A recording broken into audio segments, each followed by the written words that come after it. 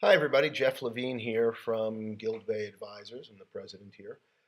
We've got a lot of questions, a lot of concern, a lot of fear from our clients and prospective clients about what's going on with the debt ceiling and what's going on with the government shutdown and what's going on with the children in Washington and why can't they play nice and all that. So Tony and I were talking and we thought maybe we should make some video blogs to talk about what we're doing and what we're thinking from time to time.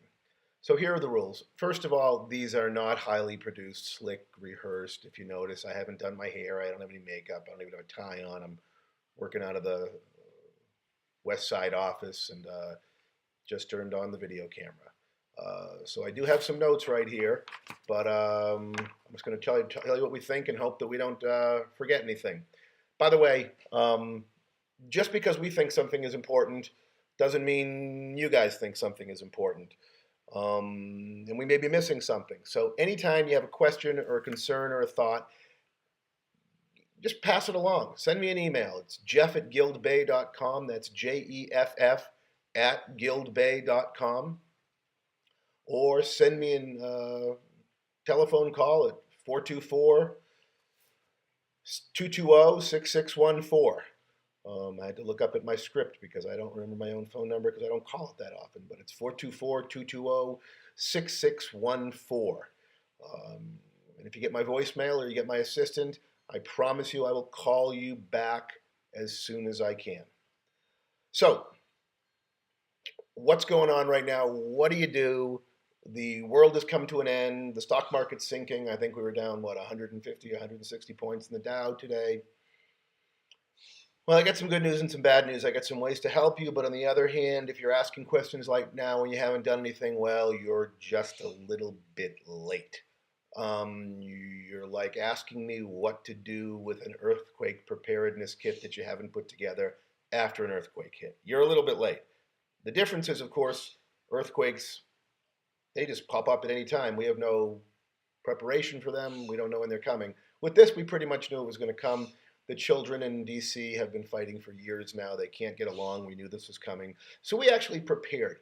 And what we did is we got what's called defensive. And, that's a term that's bandied about a lot. But really what defensive is the same way in a sporting event or anything else is defensive. You're not looking to score. You're not looking to the primary focus of making a lot of money. What you're really looking to do is defend your portfolio. Keep it from getting hit, getting losses, taking a bath, keeping you up at night. So let me tell you a little bit about what we're doing when we're defensive. First of all, we're 80% invested. We're 20% in cash. Why? We have a correction. We have a bear market. We get some bad news. We want to have some cash on the sidelines. That's going to mitigate losses. But more probably, we're going to have a lot of volatility. We're probably not going to have a bear market. These children will sort out their issues and will stop fighting soon. They do want to get reelected. So what we want to do is have some cash there, and we have our portfolios and our clients' portfolios have been raising cash for a few months now for this situation. And when things get cheap or things get oversold, we're going to have some cash there to buy them, to take advantage of the bargains. As they say, Wall Street is the only place when we're holding a sale, nobody wants to show up. But we're going to show up for this.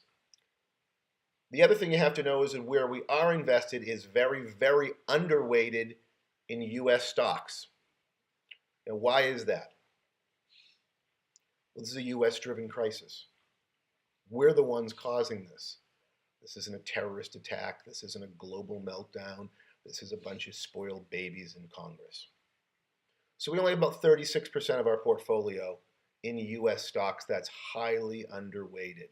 And what we have them in is, and I'm just going to read this off, pharmaceuticals, which are known to be defensive. You get sick, it doesn't matter what the economy is doing. If you are on Crestor or if you're on, you pick the chronic drug, you're still going to take it when the economy goes down if your portfolio gets hit. If you feel poor, you're going to overweight in defensive pharmaceutical stocks. We also have an overweight in large cap dividend paying stocks. Stocks that pay a dividend, large companies, tend not to be as volatile as stocks that don't pay dividends. Don't think too much about it. It's just the way it is. So we're in large cap dividend stocks with an overweight in pharmaceuticals. We also have a position, not a large position, but we have a position in precious metals, including gold. We do not have our money in gold because we think it's going to double, or we think it's going to triple, or we even think it's going to 1500. What we do know is that when the dollar loses value, and we think it will, and I'll get back to that in a moment, when the dollar loses value, a good place to hide your money is in gold. So we have a position in gold.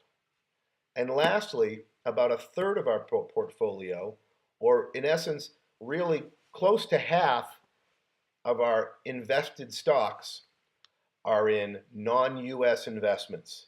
We have an overweight in Japan, European dividend yielding stocks, and some high quality emerging market plays.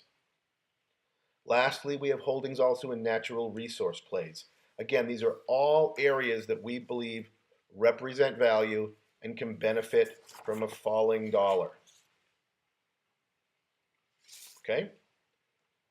This has worked well, but the weakness in the dollar hasn't really begun in earnest yet. And if you look back in July of 2011 during our last debt crisis, or our last debt ceiling crisis, we saw the dollar weaken substantially.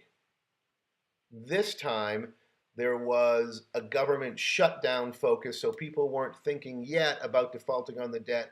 They're starting to think about it now. So we've had a rather muted response to the dollar, which we believe will get worse and will accelerate going into October 17th, and if it stretches out to that, even worse going into November 1. So what we are telling you is the positions that we've taken have worked, have been successful defensively, but those positions that will protect you against a falling dollar are still good buys.